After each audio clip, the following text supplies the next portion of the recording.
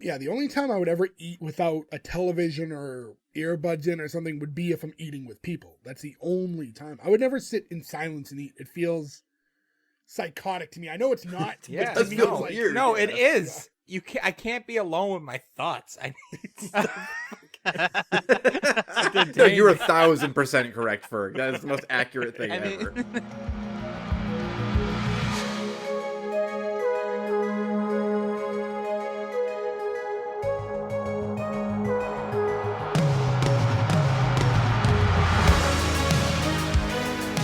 Welcome back, everyone, to S1E1, the show where each week we pick a different sitcom, watch just the first televised episode, and forgetting anything we might know about the future run of that show, rate it and decide if it's a show we want to greenlight or cancel. This week we're going to be talking about Three's Company. Three's Company went out 172 episodes with 8 seasons on ABC. Today we're talking about episode 1, which is called A Man About the House, originally airing March 15th, 1977. So to get things started, I'm Jay Gags. With me as always, the boys, most of them, Nick, Joe, and Ferg. No Gordo this week. What's going on, guys? Heyo. Yo. He touched my bosoms. I knew it. I think that's my favorite character in a very long time. She's so great at this for I like hate 2 it. seconds. Well, we'll talk about that later. But Yeah, we'll get to it because I I was have not a some fan. things to say about that character. Okay, look, I don't like to tip our hats or anything. I'm going to say this out front. I don't give a shit. This is the most effective pilot episode we've ever watched. I'm not saying that's good or bad yet. I'm just saying it's the most effective pilot we've ever done. All right, well, let's just go home, boys. It's effective. Green light. Run it, yeah. No, I wanted because this doesn't really affect my green light or cancel anyways because it's a nostalgia thing that I can't use for my green light. But like, it's such a. This was like a really big part of my like Nick at Night. Like, I really, really remember this. well, this is your pick, correct? This is my pick, yeah. Yeah. And it's the first time I've seen it in a really long time, and it's just such like it's such a warm, welcoming hug of a sitcom. Like, it just felt so good to watch, and obviously, I mean, not to tip my hat, as we say, but it was, it just feels really good. I love this show. You're the only one not wearing a hat. So Tip Nick's hair. That's why I'm not tipping it. one thing I did struggle with Cancel. watching this is I don't know how much of watching this was nostalgia versus like being able to analyze and not even just like nostalgia from remembering the show, but just like liking things from that era.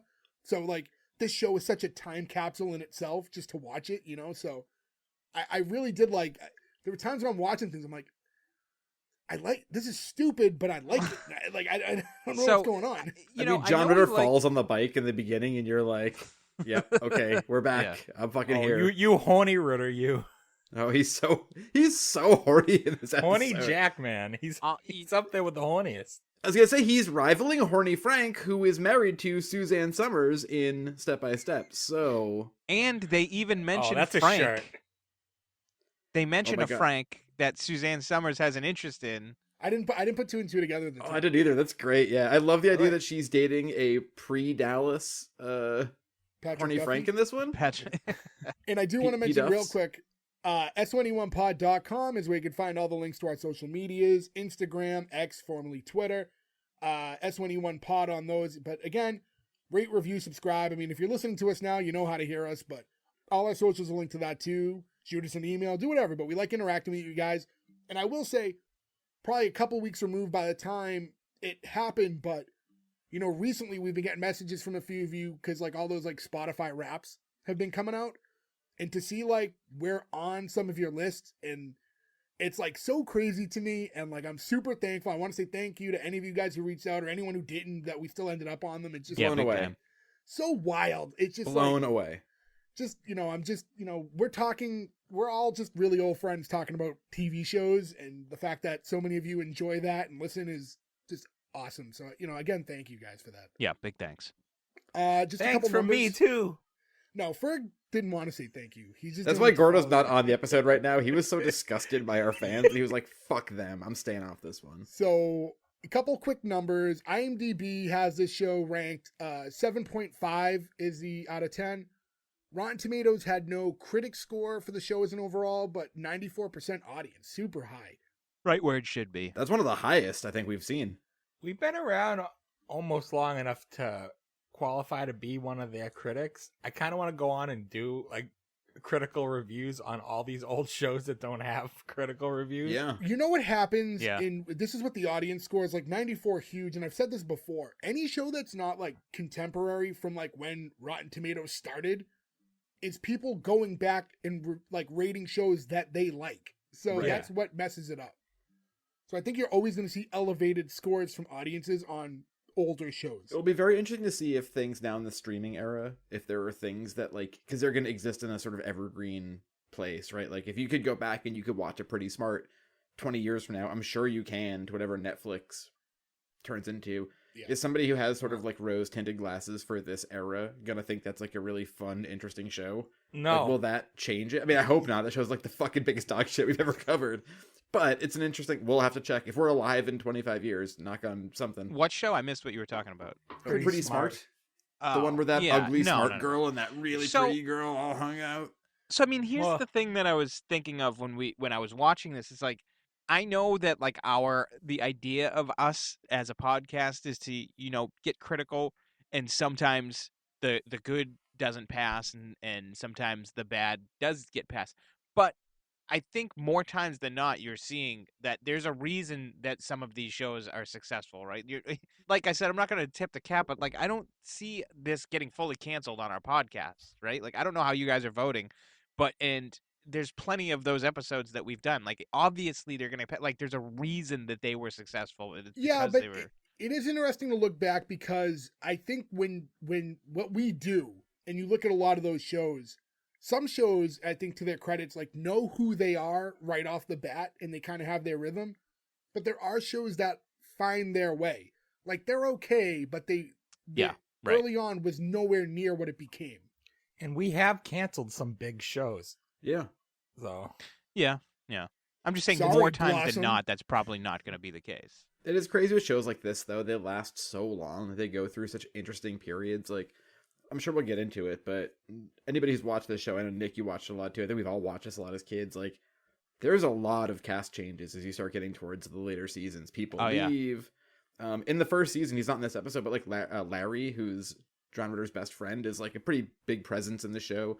Yeah. There's a lot of moving parts that they kind of take in and out, and I think that's always impressive for a show that goes so long, because The Office is a great example of it too, right? Like 9 years, we just keep people start leaving, they keep adding people in, and you can keep going. And I don't know when. I kind of don't want to get too into it early, but at some point, like Suzanne Somers didn't stay on the show. Like she was gone after like the 5th season. That's right. Wait, So- she didn't leave and then come back, right? She just left. She just They left. didn't talk She was for replaced. years. I don't know if she ever even mended with John Ritter. I know she Oh, like really? think- I didn't know it didn't was they contentious. make up right before he died? I remember seeing an interview. She might have I been hope saying she so. wished she I did. don't I think recall, so. 'cause Though. I know the two girls did something not that long ago on YouTube where like they kind of reunited. So it was a big falling up. You know how you know that whole crew didn't get together? Because there's the scene in Stay Tuned, the greatest thing John Ritter has ever done, Yeah, where I he's love that flying through the movie. TV and he lands up on the set of Three's Company, and the two girls walk in and go, "Where have you been?" And he screams at the camera. But that's obviously not Joyce DeWitt and Suzanne Somers. So I think that shows that, like, at They least by did, that point. They did bury the hatchet before he died. Oh, that's good. Yeah, there's But, a whole interview. I'll send it to you. It's popped up on like Reels. Well, and that shit, makes me I thought. happy. Yeah. Now that I've like watched this, now like you know how like you kind of like now the wormhole is like it's starting to dig, so like you Yeah. want to start looking up all that stuff. Wanted to mention real quick. I don't know if you saw this. So the title of the episode is "A Man About the House," which was a nod to the British show "A Man About the House" that this was based on. Which Gordo will pick 3 picks from now, almost guaranteed. I had no idea this was based on something. Yeah, I Neither didn't know did I. until doing my initial like homework for the episode. I was like, really? And yeah, so it was a British sitcom that they based this off of. But from unless I'm looking at the wrong thing, is it from 1947? I believe that's probably the wrong thing. Yeah, I don't think so. Like, just a couple years after the Blitz, I don't think they were shooting out sitcoms. This would be A Man About the House, 1973, and it lasted 6 seasons. Wow. Yeah, I would definitely like to see. I had I'd no like to see idea it. that this had like a different ethos than just being created. There's like also Hollywood. a direct spin-off of this, too. Three's a Crowd. And which, by the way, I'm glad you said that. Episode 1 of A Man About the House, it's called Three's a Crowd. And the most genius move ever, which the show should have been called, is in syndication. They called that show Three's Company TOO. Three's Company too. They didn't even change the song. That show too, that's a bummer where like only a few people carried over, but it was literally the next season. It's almost like Golden Palace and Golden Girls. Where like some people want to keep doing it. They played the finale as like the lead-in to Three's a Crowd. Which I'm sure they probably played in syndication when we were kids, just as the same package as like as other episodes of Three's Company, but I can't remember if I've seen it before. It's funny you say that because I did read that a couple episodes of The Ropers made it into the syndication package. I think there's a backdoor pilot for The Ropers as well that I definitely remember seeing. It was the first episode of The Ropers, and then there's an episode like a couple seasons in where like all the people from Three's Company make a cameo. And that episode too, like those two episodes are lumped into the Three's Company syndication package. You know, it's interesting in the opening credits to this, they go and introducing the Ropers, and then like, I found that interesting. Yeah, I wanted to get into that. Yeah. Well, we might as well just get right into the intro, anyways, because the show starts with the intro. Yeah. And yeah, that was interesting. Since you already brought that up, it was almost like there was always this intention to have like two shows like going on at once with them, like. I mean, I think they knew what they had with Norman Fell, right? Like, he was an actor who'd been in comedies forever. And a lot of serious roles, too. Like, he's great in Bullet, but, like, if you think of Norman Fell from back then, you think of him from, like, It's a Mad, Mad, Mad, Mad World and things like that. So, like, I think they knew, like, we've got such a funny guy here. And he didn't want to do the spinoff for a while. He wanted to stay on Three's Company. It took, like, a lot of convincing from the studio, which is, like, you think is wild. Like, we want to give you your own show. He's like, no, like, this show's a hit. I want to stay here. And Don Knotts was like, please, do the other show. I need a job. I can't do another Mr. Chicken movie.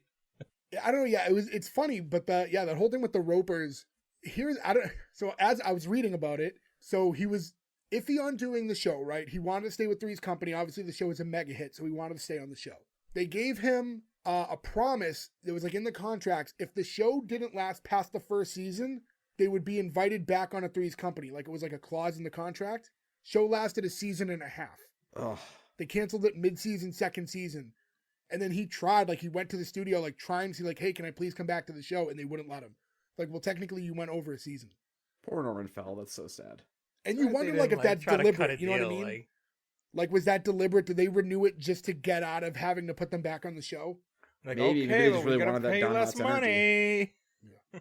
Well, Don Knotts also, though, a huge star. Like, they replaced him with somebody who was arguably a much bigger star than him. Oh, yeah. Yeah, but the show had a rhythm already. You know what I mean? Like, a few seasons in, like, and we see that with other shows. And we've mentioned that, you know, you mentioned with The Office and other times. They'll do that where, like, someone leaves and they try to compensate by putting, like, a bigger name to replace them. But sometimes if the show has a flow to it, it doesn't necessarily matter if the new person coming in is more famous or not. I was just saying, I remember Don Knotts on the show more than him. Like, if I think back on the show, that's who I remember. I think in syndication, I don't think it was ever a full series in syndication, so you probably got the later seasons in syndication more than the early ones. I remember both of them. Yeah, I remember both. both. What I don't remember is like the 3 seasons where Suzanne Somers is gone. Like, I don't remember like a no Chrissy. I remember those. Yeah. Show. They played those ones a lot at Nick at Night. And Yeah. they're good. They're still good. I mean, that was the funny thing about that too is if you think back about it, right? Like we're watching Nick at Night and we're watching Three's Company and we're watching episodes without Suzanne Somers and then they cut to commercial or you're watching infomercials right after because it's like 2 a.m. and it's Suzanne Somers with the Thigh Master going, I could do this all day, just squeezing her legs together. So like you honestly got her equally as much even when you were not watching her episodes. And we got it with Horny Frank. I was going to say, you might have seen a step-by-step advertisement in there, too. That's true. She was pretty She was present. off TV for a while after all the stuff that happened with her in the exit of this show. It kept her off of television for a while. She said she basically got blackballed. And again, I don't want to get into it too early because we haven't even gone through this intro yet. So, well, you know what's crazy is just how young she is in this episode. Like I always have in my head her looking like her step-by-step character, even on because we grew up in that era. Yeah, yeah. And she's like If you want noticeably like a kid almost. Like, if you want your mind blown, one of her first roles ever is she's in Dirty Harry 2 Magnum Force, which is, I think, the superior of all of the 5 Dirty Harry movies. But she's in a scene, like the first scene is just a bunch of like drug doing hippies naked in a pool getting shot by machine guns. Then you just see like topless Suzanne Somers go like, oh no! And they get like squibbed up her boobs. It's so funny to watch when you know it's her. Note to self, watch Dirty Harry Tooley. Fergus, when you jerk off to Magnum Force tonight. We've all been there. With a Magnum Force. So back to the intro, and speaking of Suzanne Somers, you mentioned John Ritter falling off the bike, Jack, and that's like one of the first things you see in the intro. The brunette that walks by him that distracts him is Suzanne Somers with a wig on. Really? Yeah. No shit. That's pretty awesome. But yeah, the intro, classic. It's one of the classic theme songs. Come on, knock on my door. We've been Go back waiting up. for you. Yeah, it's like, but yeah. Where the kisses are hers and his. Three's Company too. It's like, again, super iconic song. They changed the visual of the intro over the years, obviously, as the seasons rolled on. But you get a vibe for what's going on. It's like 3 young, attractive people living together. How fun. And Okay, these 2 old people who live nearby. I'm glad you mentioned that because I would like to throw my hat in the ring here to be like, I feel like they really do a disservice to Joyce DeWitt in this episode. This is like the pretty smart thing too, where like, she's like, hey, I'm also here. I'm wearing nothing but a t-shirt. Aren't I sexy? And anybody normally would be like, yes, you are very sexy. And he's like, yeah, fuck you anyway, blonde girl. Which I had the biggest crush on the Joyce show DeWitt. starts with her talking about doing a striptease. She's not exactly not used as a sex symbol. So, Right, but she comes in wearing just a long t-shirt, being like, There's I was also like sexy a last type night. back then, and Suzanne Somers is more of the type. oh yeah, I want to say 70s and then like 90s. I feel like 80s had a brunette run again. But yeah, that's the classic look. The the busty blonde girl. I'll say this, for me it's long hair versus short hair. The long hair does it for me. The short hair, never my thing. I'm not usually a short-haired guy, but for Your hair's some always reason been she short. can do it. Yes. But I like the idea of Nick with Fabio hair now being like, fuck you, what about now? I don't want to. I'm not closing any doors here, ladies listening, but I typically lean towards darker hair in general. So usually the brunettes are the ones that catch my eye. If Jenna had glasses on, this episode would have been over for Jay. It would have been over for her. So after the intro, and it's a pretty long song. I can't remember if they used this full song all the time, but it was pretty lengthy. I think in syndication it's cut to just the opening and intro. I'm sorry, opening and outro. Yeah, there's an episode of Full House. I think they get a donkey. It's crazy Full House world. And Uncle Jesse has to keep singing the song, but he can't remember the last part of the song. Oh, I do remember that actually. Yeah. So from the intro, we get to the first scene, and it starts off with Chrissy, who's Suzanne Somers' character, and she's vacuuming, and Janet walks in hungover, and you can see that there was a party there the night before. You can see that, still messy. The house is trashed. She's clearly hungover, so like they had a big night. They're talking on the couch, and they're just kind of going over everything. Like you mentioned, she did a strip tease the night before, and she feels bad because Eleanor, who's the third roommate, it was like her wedding reception party, which is okay. Yeah, she got And married She got and knocked then up. went and had a party at her apartment. it was a little bit of a shotgun wedding too, because she's also super pregnant. So pregnant Yeah. that she had to leave her wedding party to have her baby. She had a Right. baby boy. Then when they're sitting on the couch, Janet like dumps out the ashtray to like look at her tongue. What was that for? I mean, she was sort of a mirrored surface, right? Because I think when your tongue is a different color, dehydration maybe? Wasn't she I don't talking know about the punch though? The green. Did she but there get was there nothing yet? weird about her tongue. So she just sticks her tongue. I was like, look at that. It's like, what am I looking at? Her tongue Why should are have you been the taking- color of the punch. They should have did something visual so you understood what was happening, yeah. And then after that, Chrissy gets up and she goes to head over to the bathroom and she wants to draw a bath. So she goes inside, she turns the bath on, the shower part of it, opens the curtain, revealing a guy laying in the tub. That's John Ritter's character, Jack. And he's dead asleep in the tub, doesn't feel the water on him. She doesn't notice it first because she's distracted getting ready for the bath. Walks out back to the living room again, and then it like clicks like that she just saw a person. What I wanted to mention too, though, is she's talking about the punch for a second there and all the ingredients in it. She mentions that the punch they made last night had gin, tequila, whiskey, rum, vodka, and she's gonna say another liquor, to which I was like brandy? Like, wine? Like, what else is even left at that point? Or maybe There is a juice. lot of wine bottles everywhere. Yeah. There's a lot of Comes wine into play bottles. We do later, see some but- disgusting She wine recuperation later. Sounds like she was making jungle juice, though. She made a giant vat of Long Island iced tea for everybody. I mean, Basically. Long Island iced tea, though, it weirdly works in the perfect way if you do it right. But when you have one, like the club Long Island iced tea in a cans, that was like drinking poison. I don't think I've ever had a Long Island iced tea, if I'm being honest. Really? I When- am not positive. No, I have actually. That Had some- surprises me, knowing just awful how dive you bar, like but- to try things. Yeah, I don't know. Everything. Just never. I don't know. It's crazy when you see somebody make them because you see them put a billion things of alcohol in. You're like, what the fuck? And they take the tiniest bit of Coke and go like, boop, and then hand it to you. And you're like, are you sure about this? Well, it's one of those drinks you're never going to want to make yourself because it's a pain in the ass.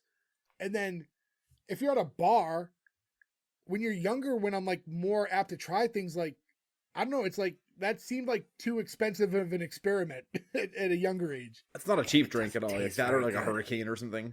At this point, Chrissy recognizes that there's a guy in the tub and she starts talking to Janet about it. She thinks maybe it's a burglar and they're like, well, we can't just leave him in there. And it's like, because there's a girl come. So I guess Eleanor is, now that she just got married and had a baby, is moving out. And someone's going to be looking at the apartment later. So like, we can't just leave him in there. Like, well, we can just make it so she doesn't go into the bathroom. And I'm thinking, wait, what's going, like, hold on. Like, first off, find out who he is. Second, Yeah. even if you talk to him and everything's cool, like, they probably realize he was at the party. If the person comes to check out the apartment, you can just be like, oh, this is our friend Jack. You don't have to, like, hide him. Yeah. I know it's very sitcom-y, but, like, this happens a lot in this whole episode. The problems they create for themselves that are, like, unrealistic problems. I love it because I think that they do such a great setup expectation and deliver on every single one of them. You come into this and they're like, there's a guy here and someone's coming to look at the apartment. They just start like knocking the dominoes over so early, and I think everything about that worked. It just, to me, feels like an unrealistic problem. How are we going to explain to the stranger that there's someone in the house that doesn't live here? It was more of she can't walk into the bathroom and see a dead guy in the tub. That's yeah, I different. think that was like, it was when he was still unconscious. It was a problem. I find it scarier when he's awake, honestly. If I'm like the two girls, I'm like, I don't know if I want this guy in here. No So question. Has they- anybody ever woken up totally from a blackout like that in a place where they didn't know who anybody was? In I a thought you place were was going where to gonna say in they the say- tub because I was going to say yes many I was times. going to say, I but- know for a fact Ferg has woken up in a tub multiple times. But those were friend tubs. His tub. He goes home, and instead of going into his bed when he's drunk, will go into his tub and sleep. I haven't done that in years. Yeah, but you It's did it a happened lot. multiple times. I always know I've been there for a long time because the water will be cold. You know, all this time, I never realized you did it with a full tub. I just thought you would, like, crawl into the tub. Same. I didn't think you were turning the water on. I'm surprised you're alive. No, the water was running. No, it's not a full tub. I'm drunk and I default to I don't feel good, and when I take a shower it makes me feel better. But I sit down in there because I'm drunk, and then I fall asleep. So the water's hot, and then I wake up hours later to cold water dumping on me, and it's like, fuck. Oh my god. I Just one can't rubber ducky believe floating you're still around. alive, honestly. I mean, to be fair, It's all two of us. We all should have died Yeah, 1,000 yeah. times.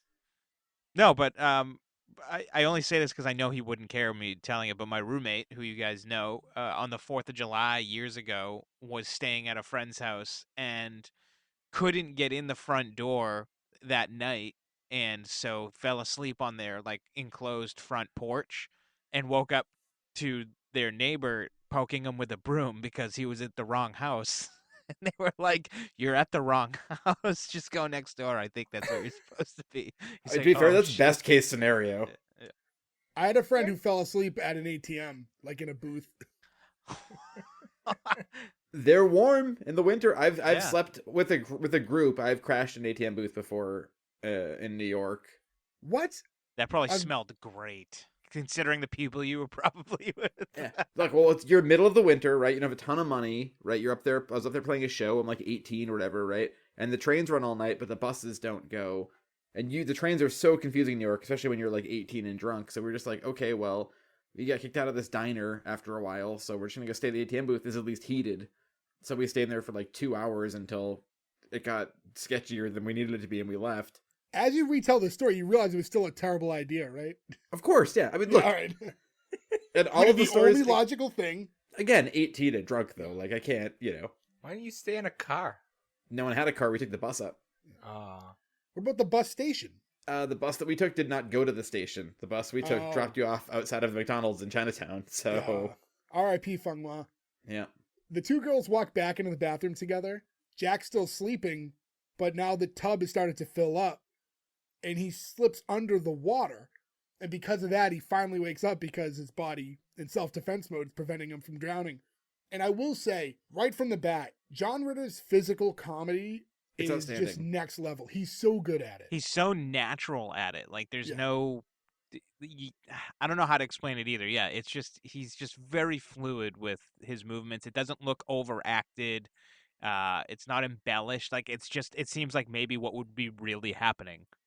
He's Because like Buster it is Keaton like- level of doing that. He even throws off little lines that I would not think are in the script. At one point he goes, "Gee, that water's wet."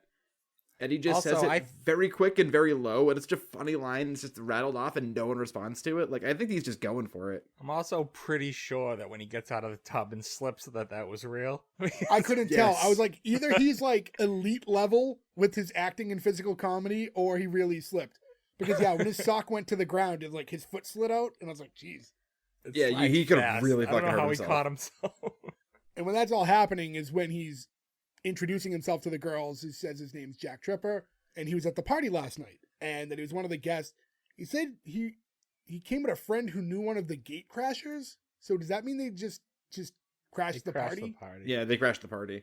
Which I've crashed a number of parties, and We We've know talked about about your that party before. crashing. Not We've only do talked you about crash that. parties, but then you're a total dickhead to the people whose houses you broke into. You're a menace. look, if you didn't want butter on your floor in front of your fridge, or powdered sugar in your bed, or a random dog from the street left into your apartment, you probably shouldn't have had a party. I guess that's That's one a way to new look one. at it. These are all frat So- houses, like frat boy kids. Fuck them. Who cares? The thoughts and opinions of Joe do not reflect that of the rest of us on the show. Weirdly, I don't think we have a big frat boy listening group, but we'll see.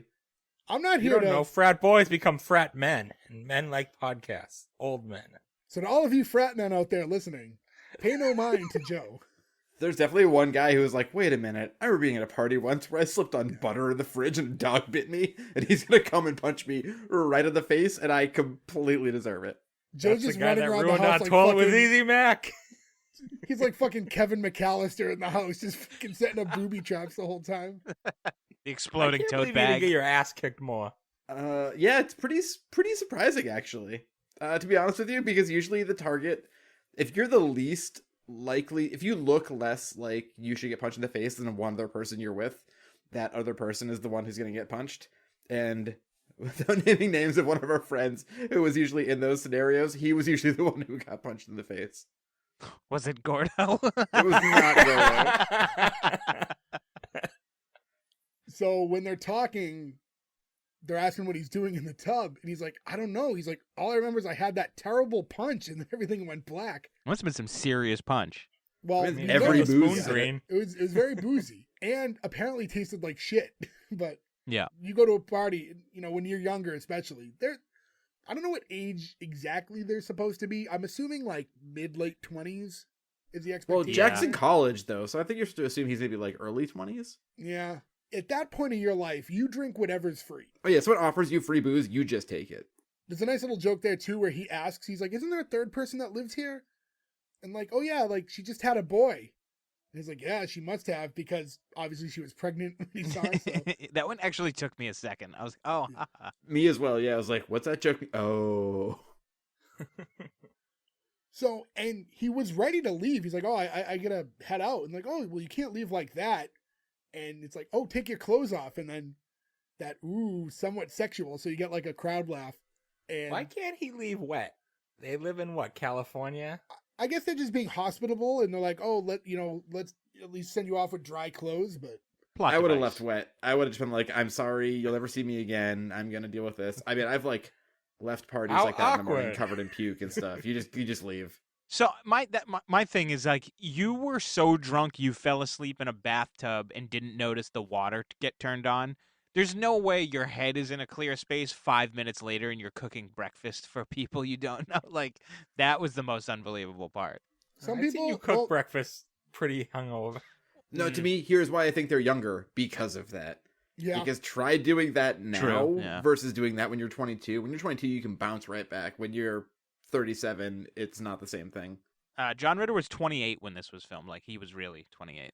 actually 28, and I'm Yeah. almost positive meant to be younger than that. Yeah.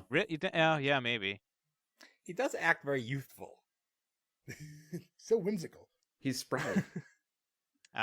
Joyce DeWitt was only a year younger. I don't remember how old Suzanne Somers. 24. That's my guess. Not a fact. Oh wow, she's the oldest. Damn it. That's Good for crazy. her. So she was 30, he was 28, and Joyce DeWitt was 27.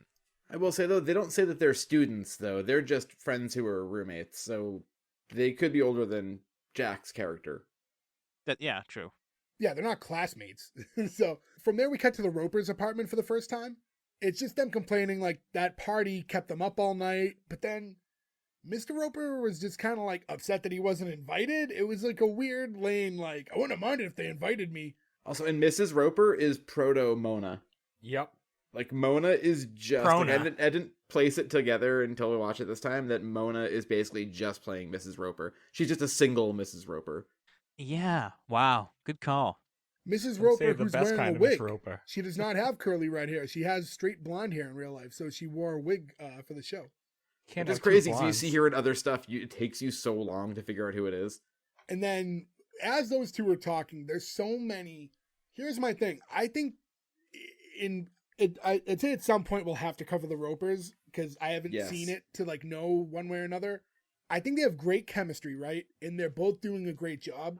And I don't know how the writing was for the spinoff, but on this show, they lean into every old couple trope. Oh, they're like, Fred for and Ethel. sitcoms.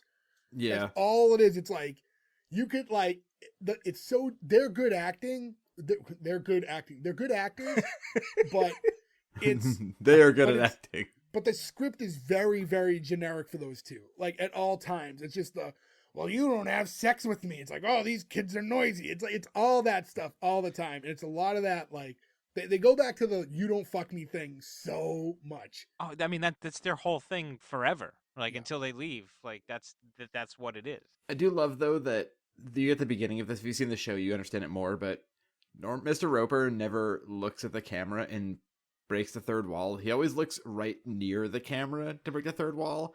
Like, when he gets a zinger off, he goes... Yeah, and he looks at smiles, like so he's the cameraman. Yeah, he's looking at the cameraman. He never, like, looks straight into the camera, but I always found that so funny. So they're talking, and it's we can't let them get away with this stuff. You think we should say something to them about the noise? And they get into that little joke about, well, yeah, I think, the head of the house should be the one to address it. So he's like, all right, I'll head over right now. And she's like, I'll go as soon as my nails are dry. They have so many back and forth jokes here. My favorite one ever is he says, it's a shame you don't live in India. You'd be worshipped there, which is like Yeah. the funniest way to call his wife a cow of all time. Yeah. It's like the funniest fucking joke. The big one. The last time the bed moved. Yeah, the earthquake is... it's like, Jay, to your point, it's so stereotypical, but they're all so funny. Yeah. Even They the part all where she hit. goes, if you go Yeah. away, I'd throw a party. Like, Was that's it the that fucking funniest stereotypical stuff. at the time though? Right, this is Yes, also 45 years ago. Yes, I guess it wasn't as done at that It's point been because done, it's though. much earlier. But they weren't the first. This was a Wow, very very this old was trope. 47 years ago. That's fucking crazy. Like Joe, I didn't really think about how long ago this was until Joe put a number on it. That's crazy.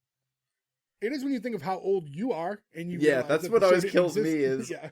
When Yeah. this episode came out, and then like when you think about how old you were when you watched it the first time in relation to it. That this show had a long run that existed before any of us were alive. I always think of the weird movie I always think of oddly is Ferris Bueller's Day Off, which I think is 1987. And like I remember watching that a lot as a kid on TV and being like, this was 10 years ago. That seems like forever ago. And like now you're like, that was 40 years ago. Holy shit. We cut back into the main apartment. Chrissy's outside of the bathroom and Jack's like handing all his wet clothes to her so she can like dry them all off. Janet runs in and hands him like Eleanor's like maternity robe or whatever it was. It was just like something that could fit him. It's the only thing she left behind, which is still weird because like in theory, maybe she moved out ahead of time, but they just had the party there because it sounds like she moved all her shit out, but she got married and like went into labor and somehow moved She left all in her closet by accident, maybe. Yeah, so maybe she moved all her shit out before she got married, but then they had the party there just like as a farewell and congratulations thing. I wonder if she ever makes an appearance on any episode. She like does. A cameo. She does? There's That's one cool. appearance from her. With a baby? And I don't know. I did see that she made an appearance. And that baby was played by Walter Matthau. So now we get, the whole reveal of him walking out in the robe. And you get like Janet with the fakest laugh, like the that goofy like. What kills me about that is that Janet does the fakest laugh here, but she does what I'm convinced is an actual very real laugh later in this episode. The poke is. I have the that. poke laugh. There's no way that's not her really laughing. 100%. I thought the same thing. I wrote that down. There's a few of those when they crack throughout the episode. I mean, it's one of those things you think about. It's so many funny people in a room that it's just gotta be so hard. I mean, and the Patricia character who comes in, the voice she's doing, it's so funny. Like, how do you not break at that? Like a young Maud. Don't get me started, young Maud. So they go to put his clothes in the oven because they don't have a dryer. And then after that, Chrissy and Jack head into the bathroom and because he's asking if she has a razor. Like, what? I don't know why he needs to shave while he's there. Because he's not going to work. That drove me insane, right? That was really weird. Yeah. There's a lot of setups for the gags here that don't necessarily make sense, but like, it's not meant to like super overthink, but in this situation, it's like, oh, I'm going to stay here until my clothes dry. Well, I might as well have a quick shave. Like, we always say this, that shows aren't meant for us to be analytical about them. And that doesn't ever need to happen. But when you do put the microscope over it does not work all the time. I like that. So I don't know female shaving tools that well. That razor that she gives him, it's like it's round. It's like a crescent shape. I don't think they make those anymore. I don't think that's a thing. Was that? I didn't know if that was like of the time or just like for something like specific that I'm just unaware of. I think that's a very specific leg razor. Well, she said she has a very light beard. Well. And then he asks if there's any shaving cream. It's like, no. He's like, oh, this is going to be painful. And she's like, wait, we have this. And then she sprays what? I know the gag is that it's something else, but it is 100% shaving cream. Yep. Oh, no doubt. Yeah, that's Barbasol. Yeah. He lathers his face up, and then he finds out that it's just like something that they use to clean the sink. And again, we get nice like physical comedy of him like immediately splashing the water on his face to get these chemicals off of him. Again, though, you just leave, man. You don't put your clothes in the oven. You don't ask this girl you don't know to borrow her razor. Like, this is so weirdly overstaying. Yeah, it is. And also, is that him low key? Is that him low key just being a hornball, or is he genuinely need to do these things? Because if he's a hornball, this at least makes sense, right? But if he's really just sticking around, it's weird. He's trying to look good to hit on them. That's a good point. Or just to stick around longer, He's trying to find time to stay with these two pretty girls. I mean, that makes sense, yeah. And now we cut back to the kitchen, and we have Janet who's scraping like incredibly burnt toast. Chrissy's asking her like, wow, you really fucked up that toast. She's like, it's not my fault.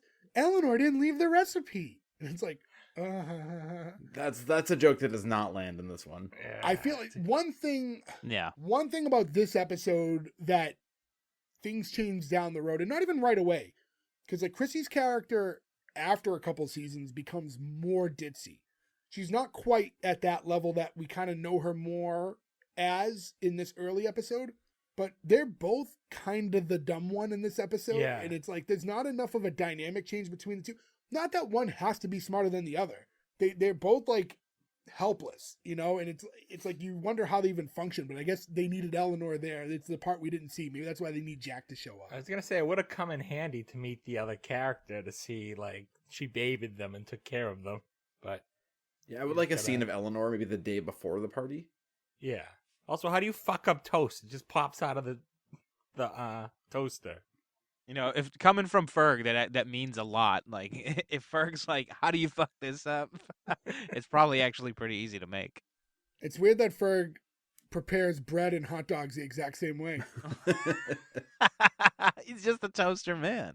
Man, I love a good toaster. Apparently, I like thinking in a world that if you go to Ferg's house, he just has a line of toasters that all do different things. One inexplicably makes makes spaghetti. coffee. You're like, what the fuck? Here's my soup toaster. Not to get into a wild tangent, but like weird videos, like now that like TikTok just allows people to believe everything is true that isn't. And now you have all these accounts on like social media of people trying to debunk hacks, you know what I mean? And show you like, look, this doesn't actually work, or oh, this actually does work. I saw one where someone cooked a steak in a toaster. It worked. Yeah. You're going to fuck up your toaster, but it worked. And it was like cooked through. I wouldn't recommend it, but I was amazed that it worked. You know what the craziest thing? I was looking into getting a sous vide, and if you don't know what it is, it's just like the slow boil. Like you have to vacuum seal the meat and you put it in a you pot. leave it in there for a long time under a specific temperature. And the sous vide just kind of hangs on the side and spins and warms the water. But apparently you can get the same sous vide effect from putting wrapped meat in your dishwasher. And some dude did it. He was like, I would not know this wasn't done I would not know this was done in a dishwasher. Like, it's fine. So I guess if you're ever in a pinch and you only have a running dishwasher, you can sous vide some steak. I mean, we talked about it before. There's that Cheapskates show where somebody made a lasagna in their dishwasher. And the Ugh. sous vide thing, I you're remember sealed. that episode. Yeah. So you seal the sous vide thing, right? It's like nothing can Yeah. get in there. The dishwasher, the guy was like, I'm doing my dirty dishes and cooking my lasagna Ah. because it's going to be the same thing and it's hot and I'm just putting tinfoil over it. He And- serves that to a party. Technically, It that's serves not to that people. crazy. It's not like the food particles just fly around in space, but It's, And if it's what do you covered- mean? That Everything is about what that really happens. bummed me out. you know who wouldn't do that? Gordo, because he doesn't actually eat lasagna as much as he says he does. He does not. I love when lasagna talk comes up organically when Gordo's not here, and we still get to shit on him for not actually eating lasagna. And he's not even editing this one, so he's never actually going to hear it. He may never He'll know. He'll never never hear. listen. He'll never know. He'll never watch Three's Company. It doesn't Yeah. even matter. So now Jack walks in, and he's asking what they're having for breakfast. Well, he's saying, what's cooking? And they're like, oh, we're making breakfast. Come have some. And it's like, oh, do you mind if I eat in my boots? And he holds his boots up, and it's just like, I'd rather you ate off the table. Hilarious, yes. It was but funny. again, For That them one being works. dumb, this time it worked. yeah.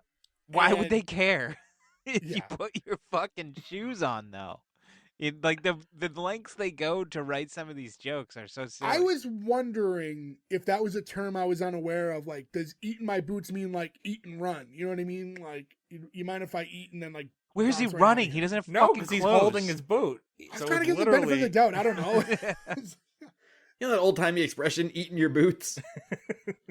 And then, out of a curiosity move, how did Janet fuck up scrambled eggs this bad?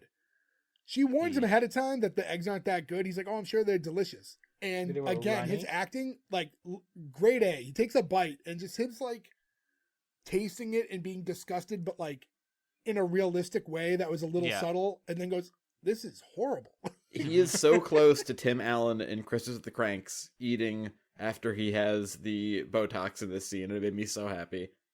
Because he's doing Yeah, the lip thing, like the, Yeah. yeah, get his mouth. So I want to. So I looked this up. John Ritter started acting in 1968. Okay, and this came out in 1976, right? The first season, 76. How many acting 77, I credits do think. you think? How many acting credits do you think John Ritter has between 1968 and this show? 16. Berg. Okay, Specific number? I don't know. just guess. 25. Dozen? 25 and a dozen. 50. Exactly 50? 50. Jesus. In less than a decade, he's been in 50 things before Three's Company even comes out. I mean, most of them are just like one-shot episodes on things like, he was in an episode of MASH and stuff like that. Yeah, the character drop-ins. But the Was he dude in put the Mantis? work in, so he's not coming into I the show wish. green, which is what I thought. You know what I mean? I thought maybe this was one of his first things. He's really good still somehow, but No, to I his knew him credit- from the Waltons because my mom watched that show religiously when I was a kid. So I knew him from the Waltons. I think that's Yeah. probably where I knew him first. He also comes from an acting family too, and an entertainment family. Like his dad is Tex Ritter, the musician who's like a singing Yeah. cowboy in all those movies, and his mom is a Western movie actress as well. So I'm sure he was around it his whole life. That's And his awesome. son's in Freddy vs. Jason. yeah, And he's in Cinematic Problem classic. Child 1, 2, and Bride of Chucky, which are all sort of horror movies. He is in Bride of Chucky. He gets He the is, nails yeah. in his face. That's right. and his other son is in Agents of Shield. So go back a second. How can we speculate how this girl fucked up scrambled eggs? All right, so I had multiple thoughts. I thought she either undercooked them so they were runny, or she left the shells. Or over seasoned. Because scrambled eggs is one of those things, right? That if you don't season them at all, like literally do nothing to them, they're still fine. okay. You know what I mean? Yeah, Like, if they're you just eggs. if you just whip the eggs and cook them and then put them in a plate, like it's not delicious, but it's good enough. You know? I was To make thinking them she taste- knew she needed liquid in them and just didn't use milk or water, used something she shouldn't have. Even then, it's pretty diverse. I've seen milk work. I've seen orange juice work. Shaving I've seen cream. water work. Yeah, maybe they I've need made, to have them a with, sink I've cleaner. made them with no liquid before. You just have to watch them. Yeah. Yeah, and if Not you as, whip not them as enough, good too. or anything, but In a pinch, you can do it. it's doable. Not to toot my own horn here, but I am the master of eggs. I can do them any you way. are great at eggs. I'll toot your horn, bud.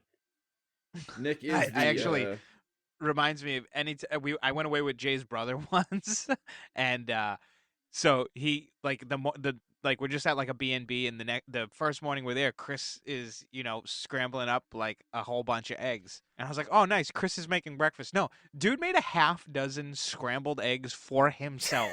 Sat down and ate like 4 pieces of toast and 6 scrambled eggs alone. I was like, oh, cool. Chris is making us breakfast. And he's like, no. Just fucking. I was like, Jesus, dude, 6 eggs is a lot. And I've been having this argument with him It's a for lot of like protein. years now. I'm like, dude, you do not need 6 fucking eggs. You're not a bodybuilder. Like, that's a lot of eggs. What? It's like a normal amount of eggs. No, it is not. Nah, 3's the sweet spot. Sometimes I'll do I mean, 4. 2 with a little milk, it goes a long way. Yeah, as I say, if my wife and I make them, usually we do between 4 to 5 for the two of us. I mean, I could probably put down 4 eggs pretty easy, but I could put don't- down more. I just usually I don't do often. 3. I don't make breakfast a lot. I just never was one to make breakfast very often, and I think mostly because I've always had super early jobs that don't really like work that way. You know, It's So- hard to want like a sausage, egg, and cheese sandwich at 2:47 in the morning. Like you just I don't wake up- want to eat. Yeah, I wake up at 2:30 and I'm like, oh, I better scramble some eggs before I shower. Like, no, No. that's not happening. That's the other thing too. When you have a job like that, and I've had early jobs too, like all you really want is coffee. You'll eat later. Speak for yourself. That's my I can't do Something an to empty- drink. like I'm not hungry when I wake up right away, like very far from it, but I can't do just coffee. Like it gives me a stomach ache. Just kind of makes me feel like shit. I need to have something with it. I'm like, it depends. Sometimes if I'm at work and like Starbucks is open or something, I'll grab something on the way. But I'm also someone who, if I eat early, like the machine is on and I'm hungry all day. I try to, Yeah. I try to like limit my window. I try to do like kind of a fast most days. If I don't eat until like 3 p.m, I'm good. It's not a problem. But if I have something early in the morning, I can't then wait until like 3 o'clock to eat a second time. It's crazy. I've been forcing myself because my doctor told me to like eat a kind bar or something in the morning. Because I wouldn't eat out of like a handful of peanuts or something at some point, and I would just only eat dinner. And I get snacky and hungry around dinner time, but I can go the whole day and not eat. Yeah. And because of my stupid food allergies too, I've like trained myself to. I can go like 40 hours without food, and just like mentally block my way through it. 'Cause you're in a situation where you can't eat. Like it happens sometimes traveling where it's like, there's nothing here you can eat. You're with your work at a pasta restaurant that you've been traveling, and just like, I'll pour booze on it. I'll eat tomorrow. It's not good for you, but I can do it. You need to have like an emergency sandwich on you. Yeah, dude. If Something, I was like- you, I'd be carrying Sometimes a you duffel can, bag. sometimes you can't get the stuff around you though, or you don't trust. Even if it the- was like a kind bar, like throw some in your pocket. You know what I mean? If you're going out. The good thing for those situations is those protein kind bars, the ones that are like the Like more meal I replacement know what you ones? mean. yeah. They're like huge. They're like Yeah. a brick. But like eat one of those, you're not gonna want any other food the rest of the day. Yeah. So in any event, after eating the bad eggs, it's like, oh, do you think you could do any better? And Jack's like, yeah, well, let me see what you have. And he goes through the fridge and he's like, okay, we got some eggs and some mushrooms and onions and it's like he's gonna make some, what was it? Eggs Madeira fon chow? Eggs Madeira fon chow. I don't know if that's a real thing or not, but I'll trust that it is. It is a real thing. It's essentially you boil eggs and then you cut these slices of boiled eggs around the plate. And then the middle of it, on top of it, is sort of like a vegetable cooked together, like slaw. Yeah, because when they eat it, it looks like scrambled eggs to me. No, I could definitely does not see look like that. I don't know if the props department made eggs Madeira fon chow. Yeah, It looked like they did because you could see Fun like chow. the half cut, could you? hard-boiled eggs. I mean, Yeah, I could see them. Because I had to look it up and see the picture. I didn't know that, obviously. I I had was to look up watching what on it my was. phone. FYI, if you're trying to blow somebody away, I wouldn't use that as because just literally just hard-boiled eggs and like a mushroom medley. well, if they're fucking up toast and eggs, though, it's not going to take much to impress them. So any True. Yeah. combination of ingredients that work, together is going to impress The them. hard-boiled egg on its own would have impressed them. Yeah, hard-boiled egg with two girls. But like, do you guys want it breakfast? Do you want one that smells like farts? That'll be awesome for everybody, right? Like, wrong food, bud. But if you do look up this recipe online, which I did yesterday when I was doing my notes, a bunch of stuff about this episode pops up. I'm sure. Yeah. I mean, where That else would you actually, hear this? to me, that speaks volumes about how not popular Yeah. that dish is. Yeah. There's people literally, there's like blogs and stuff, people being like, we're making food from sitcoms, like things that you don't normally eat, And so I when I looked up the recipe for it, it did not look like something I'd want to eat personally. That's like when Nick, you always big on binging with Babish. Yeah, I was just about to bring him up. Yeah. It's That like feels still his something he'd shtick. do. He cooks things from popular TV and movies. It's a really cool idea. So we find out that Jack's studying to be a chef at the LA Technical College. His goal is to be like the galloping gourmet of like 1980 or whatever it was, whatever year he gave. And like, He's it still takes alive, by that the way, long? the Galloping Gourmet, which I had to look up. That guy's like 90 and still doing cooking shows. So when they say, oh, it takes that long, he goes, well, you have to learn how to trot before you can gallop. And that, actually, you mentioned his dad, Tex Ritter, that was a nod to his father who had passed. Yeah, because then he goes, "Who said that?" Yeah. Yeah, which I thought was a nice little line. Yeah. And then there's, he's like, oh, and for the special touch, I'm going to need some breadcrumbs. And Chrissy's like, oh, I think I have some in bed. And at first, I was like, why would you have breadcrumbs in bed? And come to find out, she's taking this literally. Like, she means like actual crumbs from eating a sandwich. She means bed crumbs. Yes. She, she's like, I'd nobody eat her makes breadcrumbs. breadcrumbs. They just fall off the bread. Now, do you guys eat in bed often? Never. Never. All the eat. time. I yeah, never do. I occasionally snack in bed. So Ferg, you do, and I know I used to do it all the time when I had a lot of roommates, because sometimes you're like, we're watching a movie, we're eating, like, we'll just be in our room. Like, it just de facto sort of has to do it. The idea now of doing it, though, does seem kind of weird. Is it good? Should I go back into this? Should I make, like, a big French bread pizza and just lay in bed? It sounds kind of amazing. It never appealed It to is me. amazing. You know what's funny? Because, like, we've gotten very tangenty, but so, like, up here, like, in my house right now, like, this floor here, I have the room that I do the show in, that you can see me if you're watching any of these clips. And then my bedroom is, like, next to it. It's like a separate room. I don't eat upstairs in general. Like, it is once in a while I'll bring food up here, which is crazy because this is where I watch television. I very, very rarely eat upstairs at all. This is usually like a beverage-only zone. Once in a blue moon, I'll have a meal up here. Yeah, but you inhale your food, so it just doesn't make it upstairs. I wouldn't eat it on the walk. It's not like I'm chomping on a sandwich as I'm going up the stairs. As he's crawling up the stairs, he's just eating the sandwich. Oh, my neck just cracked. I'm so old. All right, let me ask you this. This is again, I know we are getting very tangent heavy, but did Ferg just hurt himself laughing, by the way? Yes, my neck We're making cracked. fun of Jay for having a hurt ankle, and Ferg hurt himself, threw his back out laughing. Some chromatic justice there. Do you that's guys, karma. I feel like I could never just, and I can see Jay doing this is why I bring it up. I could never just like sit in like a room in the quiet and just like eat. Like I always have to have something on. If I can't, like, even if like sometimes I'll go to the house of pizza near me and I'll just throw my phone on with an earbud in. Oh, and, that's like, how I eat. usually do it. I usually have my headphones on.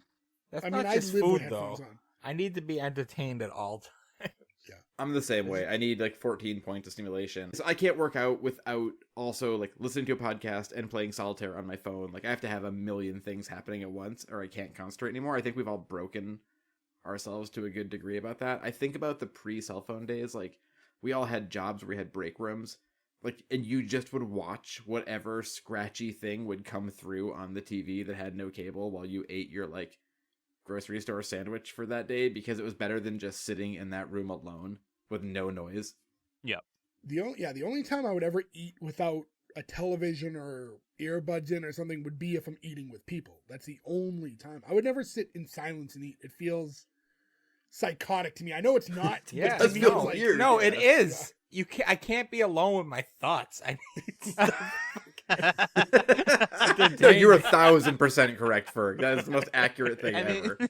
It's so relatable. It's also not the first time Ferg has said that too, which makes it even funnier. It's Ferg sitting at home eating a hot dog while all the ghosts from the haunted mansion are dancing around his head and singing.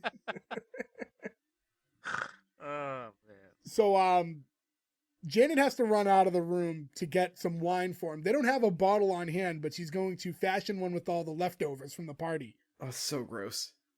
Absolutely gross because it's all just like yeah, ass I ends of thought that drinks. meant something completely different, and then when I saw the act, I was just like, ugh. Yeah. And they do cook with that. Yeah. So while she's doing all that stuff, the doorbell rings and Mrs. Roper comes in and she's talking about like the whole thing with, well, first off, she's amazed that the door was left unlocked. Then they're talking about like all the noise from the night before and Janet apologizes and, you know, they kind of go over. It wasn't like that heavy of a conversation. It actually kind of turned into her just going up there and making fun of her husband. Like there wasn't much resolve. It was like, hey, can you guys just be more careful about the noise? Sure. And then it's like, you know, my husband, he's a big fucking idiot. I mean, Well, yeah, that's she usually how wasn't- it goes. She wasn't bothered by the noise. He was. Yeah. It also shows how sweet she is, though, too. That she is like, you shouldn't have your door unlocked. Like, you could be in trouble. Like, she's up there as a total. She's not mad about the noise. Which also, we haven't talked about this yet. We've all had a bunch of apartments in our lifetime. I've never had one where I lived with the landlord also in the building. But if I did, I would not throw that kind of party. Because that is how you get Yeah, no, evicted you from your don't do that. apartment immediately. Yeah. So Jack walks out from the kitchen looking for the wine, and that's when he sees Mrs. Roper, who's surprised to see him there. She's like, who's that? And Janet's trying to go like, oh, that's just a girlfriend who spent the night, and is like shoving her out the door so she doesn't see him again. And she's I like, don't trying to look. understand this. That I didn't get at all. She and it was knows like, they had a party. Like, Yeah. Right.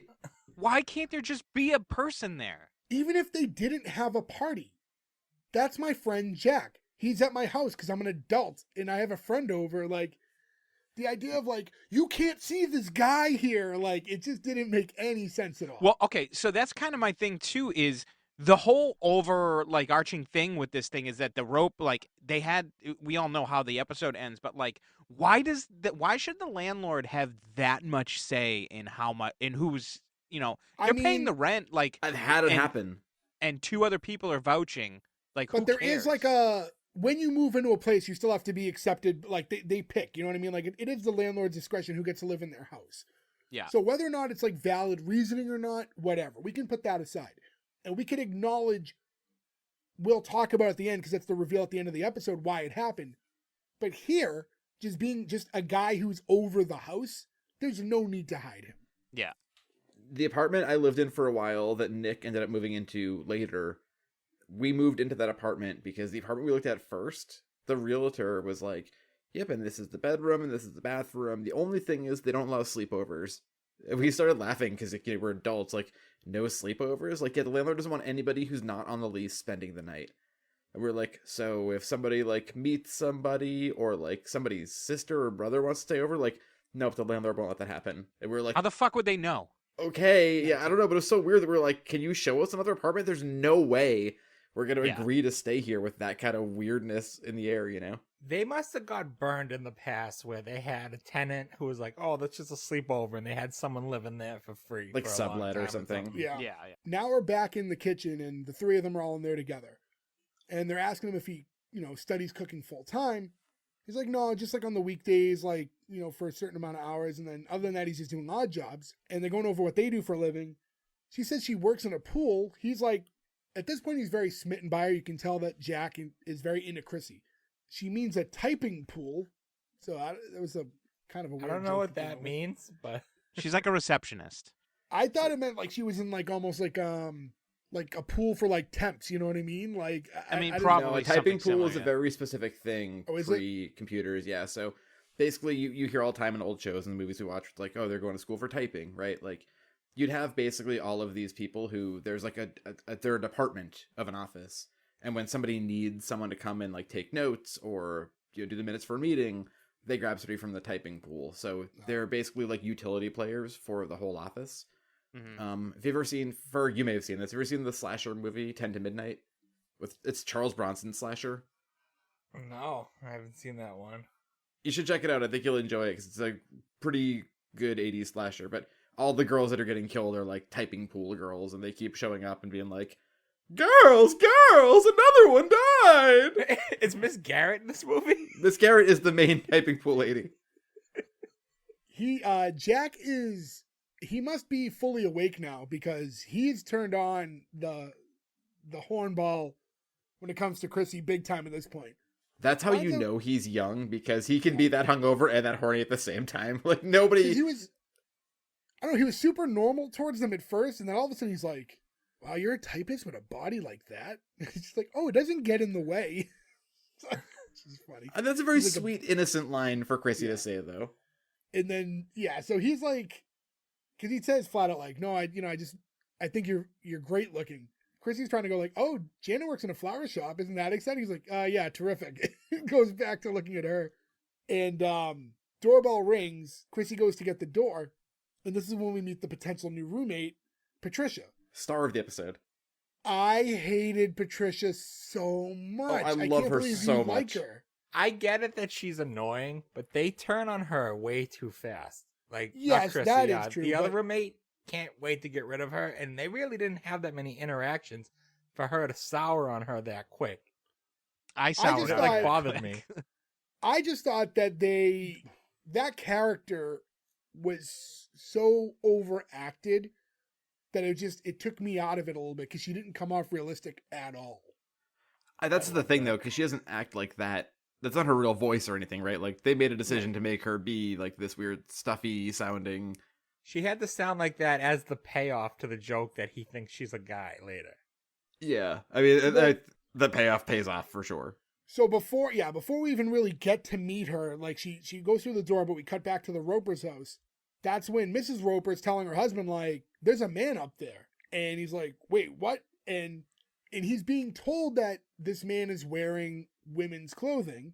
He's like, all right, I'm going to head up there and see what's going on.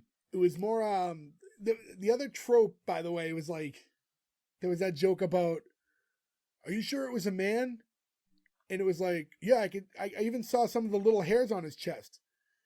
And it's like, well, that doesn't mean anything. Look at your mother. It's like, Oh, yeah. The in-law joke is... The mother-in-law joke Again. is an easy go-to. I think these jokes probably. I mean, I thought they were funny still, but I mean, they probably hit way better in '76 too. You know Oh, what I mean? bet. Like, Sure. you've heard that joke 1,000 times since then, but Like, I back can then hear, maybe a little newer.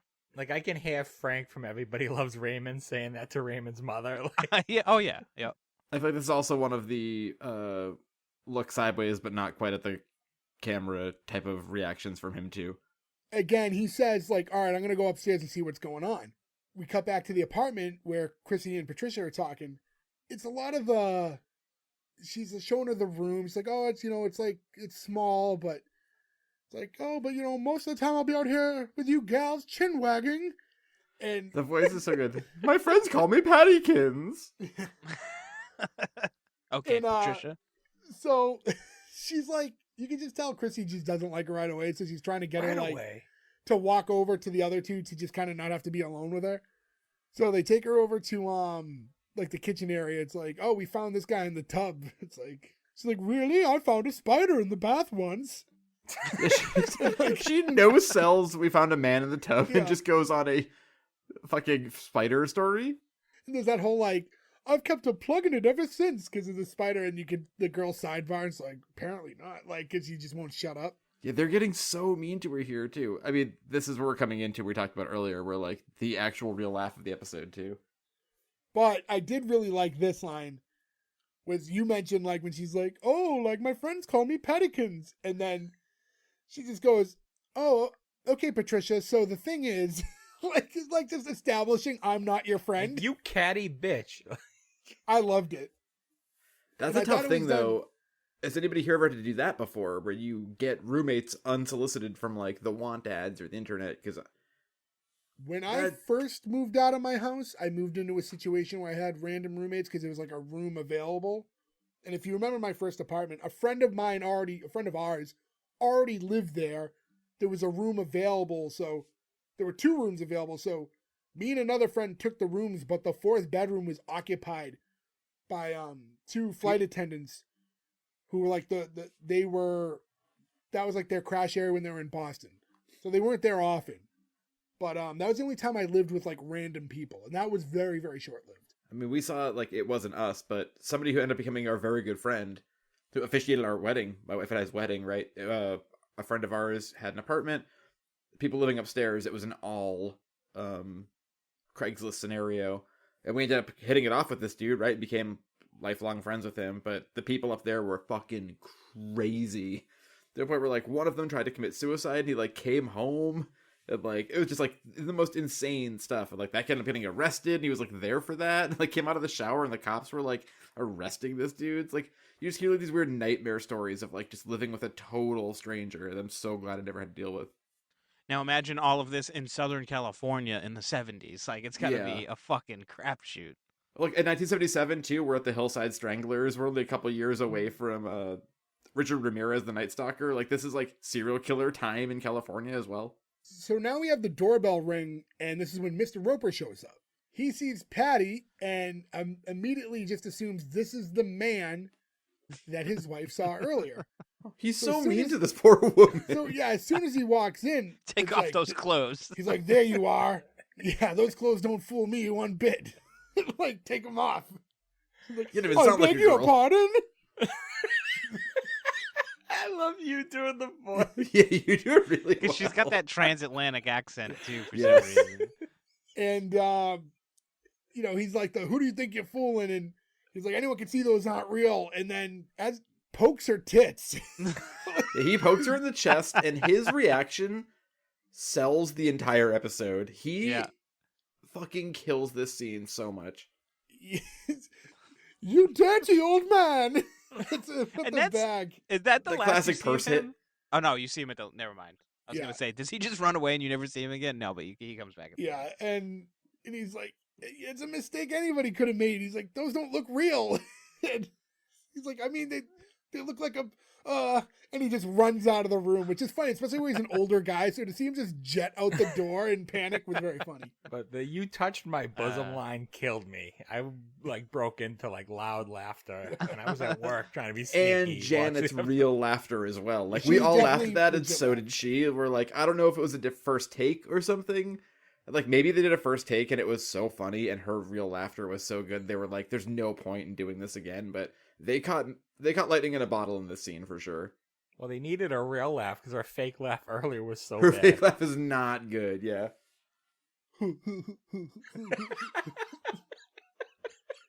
So so after that, Patricia was basically like, saying like, if that's the landlord, like, I can't live here. I just can't. So she leaves.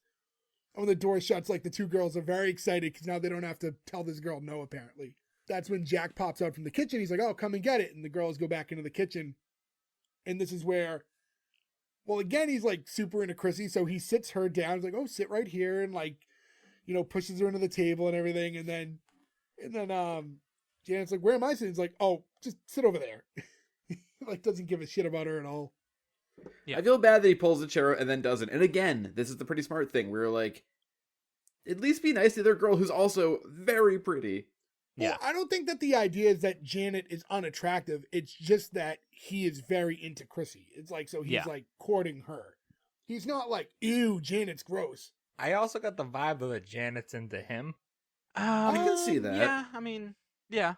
I wouldn't be like shocked by it, but that's not like the immediate vibe. He's a handsome man. They He's do a handsome acknowledge fella. that like soon, yeah. He's like handsome and tall and knows how to cook. Like, that's a pretty big win in 1977. Yeah, and I Would've mean, been and they better. kind of get to that too. So. He should have just ended up with Patty instead. Oh, I would love to go on a date with you. Oh, I'll have some of your eggs. As much as I love this show, I love the alternate universe where it's weirdly Patty and John Ritter married with a kid. It's Problem Child, but with John Ritter instead of Amy Asbeck. It's Jack and Patty. Pattykins. This little kid is the devil! Don't sleep in my tub. You know there's a spider in it.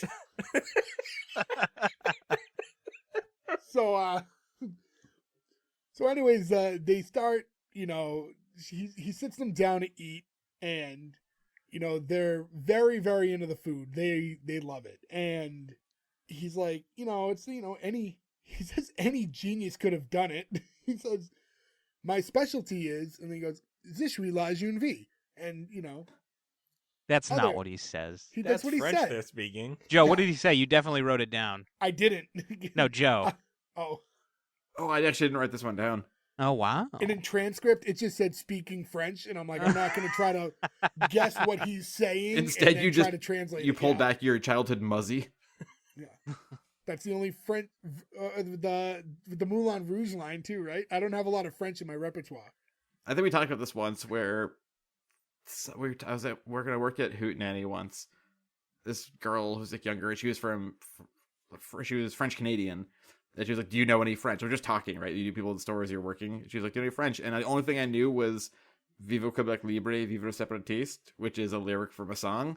And she got super fucking offended because that is apparently the people who want to secede France or want to secede that part of Canada from the rest of Canada. And I had no idea. I just knew it from a song. I didn't know how to speak French, and this is pre like looking everything up. I just like pissed some girl off, and she started yelling, and Simon and I were like, "What the fuck just happened?" I just know smoking is splody. Yes, From watching Splody. from Or I watching know, The Mask in French. I know, quack, quack, quack, quack, Monsieur Ducksworth. So he talks about how he has aspirations to eventually open up a restaurant for people who appreciate high prices.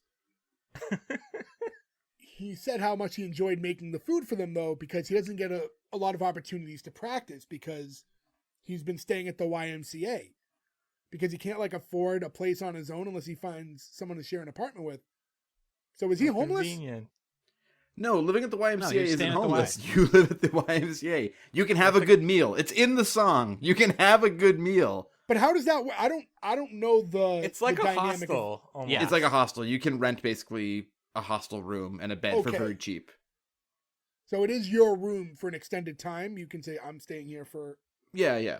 a month at a time. or whatever. Usually with more than one person. They're not individual rooms. Yeah, it's Right. massive shared living space. Yeah. It's fun. And to this is a say. year before the song by the Village People even came out.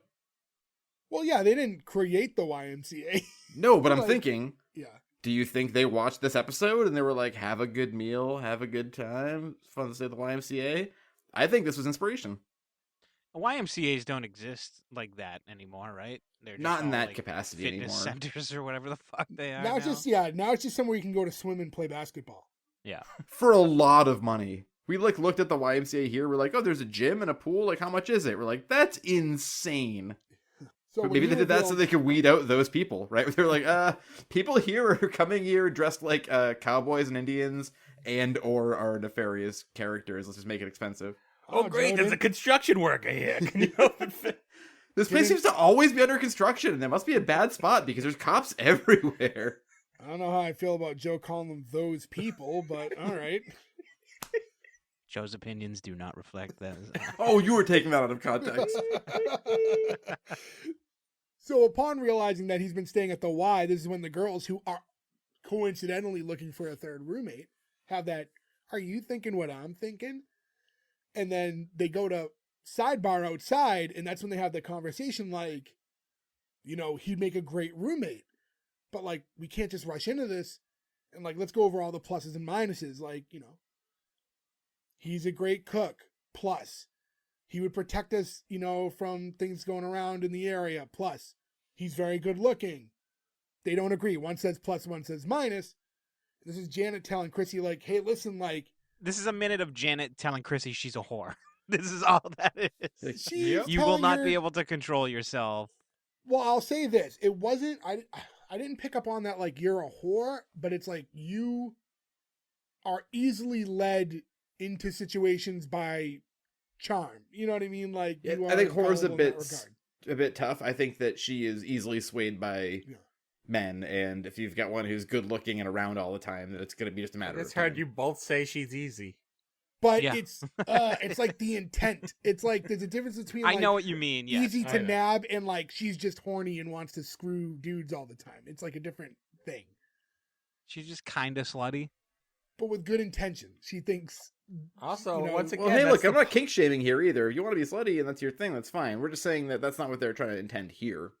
she's not even the sluttier one. The other one did the striptease.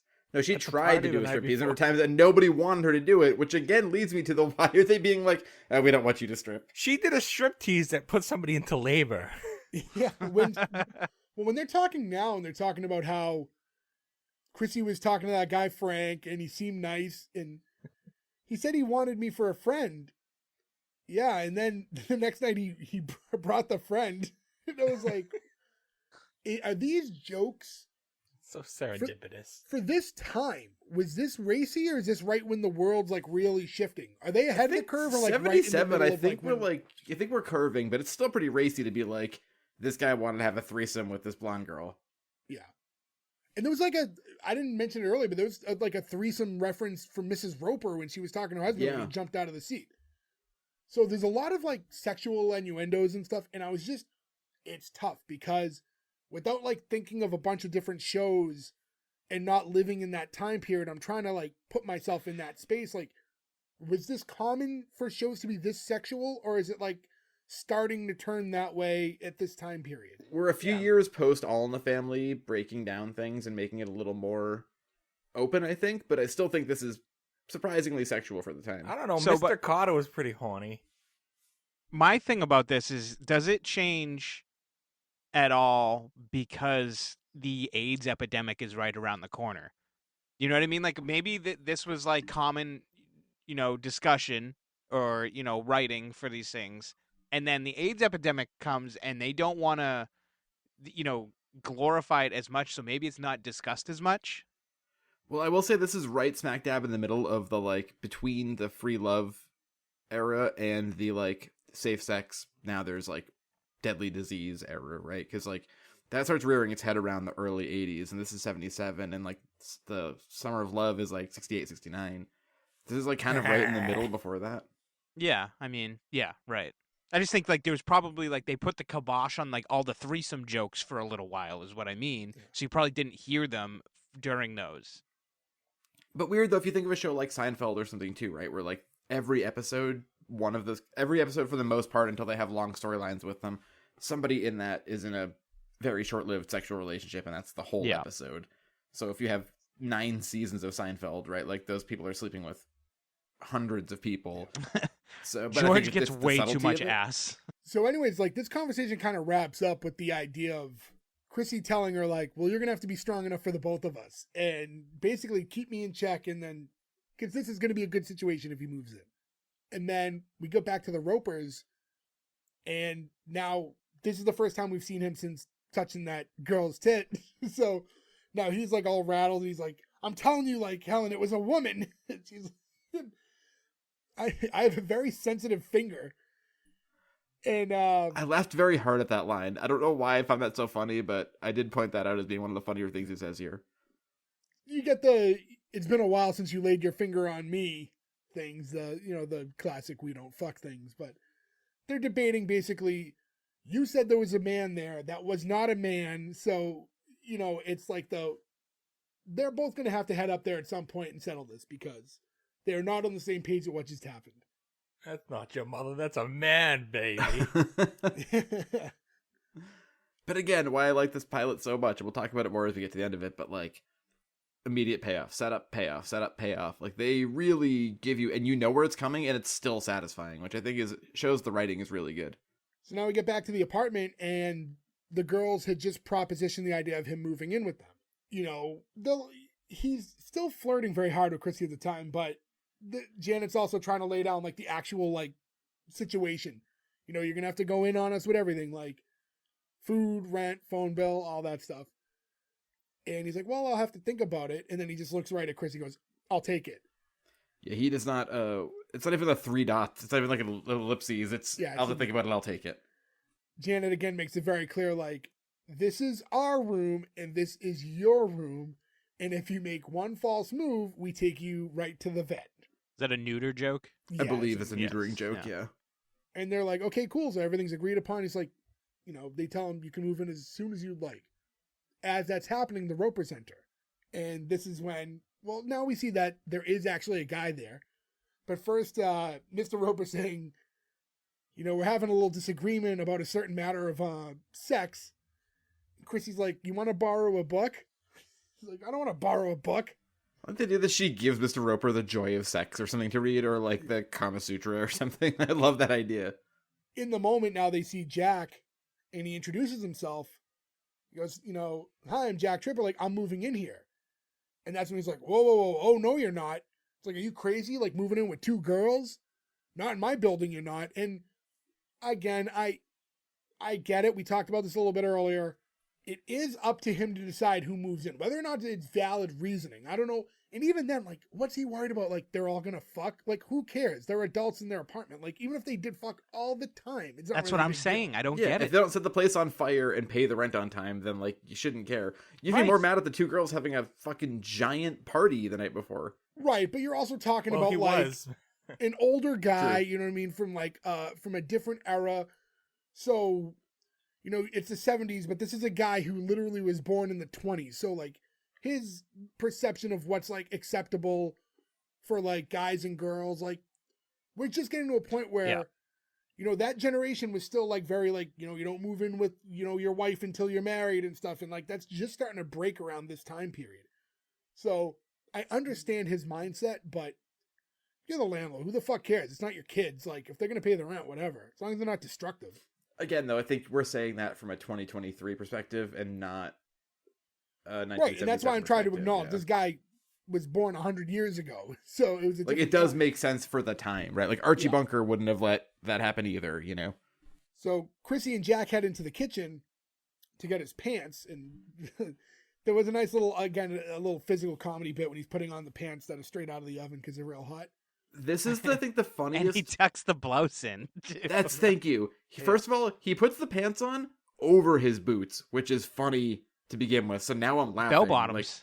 bell bottoms, puts them on. Then the zipper and button burns his dick. Now I'm laughing again. And then he just tucks in the blouse in like one fluid motion, like he's just normally getting dressed. And they never address it. I think it's one of the funniest parts of the whole episode. Yeah. I never realized they never addressed that. Yeah. It's They just never funny. address it. And Yeah. he's just so funny doing the thing with the hand down into the shirt to tuck it in. I think that's like one of the best physical moments he has in this whole episode. So they're kind of having that conversation of like, oh, I'm sorry, this wasn't going to work out and all that. And he's kind of like, you know, I have, you know, half a mind to go and, you know, set him straight and go talk to him. And Chrissy kind of gives the seal of approval, like, oh, I'd actually really enjoy if you did. She's like, all right, let's go talk to him. So they, you know, they march out of the room, and as he's, you know, hey, Mr. Roper, I have something I want to tell you. It gets cut off because he's like, oh, it's all right, son. Like, Janet explained everything to us. Like, I'm sorry I misjudged you. Like, you can move in. Don't worry. It's all okay. And the Ropers leave, and it was like, how did you get him to change his mind? And it's like, Janet tells him, oh, well, I just told him, like, Jack was a decent, respectable, hardworking young man. And that did it? Well, not quite. I also told him that you were gay. And Come the on, crowd I'm gonna do fucking it. Like- erupts. But I kind of like that because that is the premise of the show, right? Like, if you describe Three's Company in a sentence, it's, you know, Jack's pretending to be gay to fool his landlord so he can live with these 2 girls. It's like basically the premise of the show. It's a like perfect bosom ending for the buddies. pilot. And this show introed it in a way that it, like, the reveal of why he's in the situation, it all worked out and it buttoned up perfectly. I think one thing you don't think about too is that it makes Mr. Roper more progressive than you think too. Where he finds out he's gay and he's like, oh, I didn't know. That's all right. You can stay here, no issue. Like another character from this time would have been like, not in my house the same way. You know what I mean? So he would have just hates Yeah. sex. He just doesn't want any sex to Yeah, happen. what is it with him? Just He has a magic finger. He doesn't want his house turned into a brothel. well, that's different. Having a steady person who lives there all the time is different than random dudes coming in and out. But also, if you have somebody who lives upstairs who's dating one of them, and you live right under them, you're going to have to hear the sex. And that I can see being a problem, too. You ever we have a lot of roommate apartment talk tonight. You ever an apartment above your bedroom, where you hear people who live there having sex a lot? It's a fucking nightmare. No, It's not fun. I don't imagine it is. Yeah. You're just Not trying to long go to ago- bed. You have work in the morning, and you're like, and apartments in old houses up here are so thin, right? The walls are thin, the floors are thin. You hear everything. Not long ago, I heard sex from the house next door, and I was like, good for you. Like, Wow. That's impressive. yeah. I mean, it was like a nice day and the windows were all open, but Oh, well, okay. Well, the windows were open. they should have been aware of that too. Yeah, they should have been aware of that for sure. But yeah, that was like the conclusion of the episode. And again, like that, it was a good way to button it. Like that's the premise of the show is all kind of revealed in that last line. I was a little surprised that it ended right there. I know that obviously that's how you want. I expected a little bit more. But just because, I feel like that was a weird point to end it. Like, I thought it was a good point. I thought it was I like a good, it. like, it's a leave him wanting more. Like, where's this yeah, going? no, I don't know. I feel like I remembered more happening. You know what I mean? Like, obviously, it just other episodes I remember. I didn't remember it ending right there. No, I think that was the perfect ending point. We always talk about shows going too long, overstaying their welcome with like an extra scene. That's Yeah. Yeah, there's like an obvious stopping point, and then there's Yeah, just you can like a scene appreciate that's it. like, yeah, it doesn't, like, it leaves you feeling weird. Yeah. And that's also product of the times. We always talk about that. This is not the era where there's that final commercial break and then that little stinger scene real quick. Like that doesn't really happen at this time. So that, benefited from it.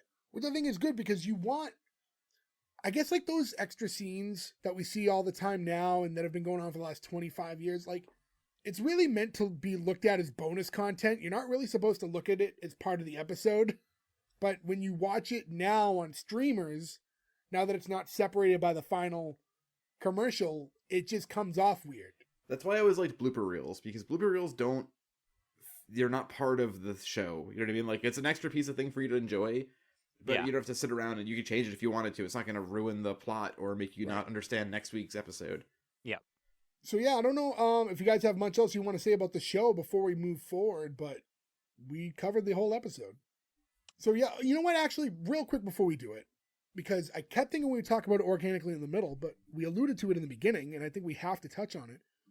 So what happened with Suzanne Somers was after the 5th season, I believe, or before the 5th season, It was contract dispute, right? Yeah. it was a big contract dispute, and she was making like $30,000 an episode and asked for $150 an episode and wanted 10% ownership of the show. Wow. Yeah, that means that's an I don't want this deal. That means she wanted to leave, because that's I think her husband unrealistic. talked her into like, you That's deserve literally more. 5 times what she was making. Well, the show And was a probably chunk making of the ton money, show. but to ask for part ownership of the show, and then there were some clauses in the contracts. So like, I guess the way it worked out was like John Ritter had it so that he would make more than the girls regardless because he was considered the star of the show. And then What do they call it? Yeah, I Favored mean, this nations, wasn't I think they call exactly that, the right? time of yeah, equal and then opportunity. and Yeah. Joyce DeWitt's contract, I believe, was meant to mirror Suzanne Somers, so they were supposed to make like the same money. So I don't know how that would have all worked out, but so now she's negotiating on the side on this different deal, and it created a ton of friction. I was gonna say, it sounds like that makes total sense as to why they did not get along for a number of years. Yeah. To the point 'Cause- where Suzanne Somers' last season on the show, she would only do like a minute per episode, and it was usually like phone-ins and stuff like that. And anytime she was seen, the other two refused to be on screen with her, so she had to come in on alternate hours to Ugh. film her scene. So you'll never see them together that whole final season that she's It's a on the hostile show. working environment. Yeah. Yeah. And then she was let go after the season ended. Well, luckily for the first 4 seasons, we got magic with the 3 original cast, and I do like the other seasons minus Suzanne Somers. Now, And, I like, not- forget. I'm pretty sure they just replaced the actor, right? They didn't replace the character. It's the Like, No, characters it's a too. different Okay, It's a so different it's- character. Okay, Yeah, I all don't right. think- I Then couldn't there's remember. 3 characters too, because there's a replacement for her, and then there's a girlfriend of Jack's for a while, who I believe maybe carries over into the spinoff, and then there's another roommate character as well. Yeah, I don't remember any of She's the only those, yeah. Chrissy in the episode. Okay, all right. I couldn't remember if they were just like, nothing to see here, still Chrissy, like Like or the if it was mom a on different Fresh Prince or character. something, where you're like, Yeah, now yeah, it's just a right. different actor, and we're just not going to say anything. So it's, I don't know, yeah, not to end on a bummer, but it's like, it was such an important part of the history of that show. I felt like we had to bring it up.